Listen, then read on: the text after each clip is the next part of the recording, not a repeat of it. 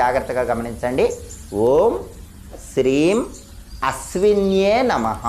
ఈ మంత్రాన్ని 21 సార్లు రోజు సంధ్యాకాలంలో చదువుకోండి. అప్పుడు ఆ మంత్రం చదువుకునే వాళ్ళ మీద తథాస్తు దేవతల అనుగ్రహం ఇంకా అద్భుతంగా పనిచేస్తుంది. తథాస్తు తథాస్తు తథాస్తు అని చెప్పి ఆశీర్వదించి వెళ్ళిపోతారు.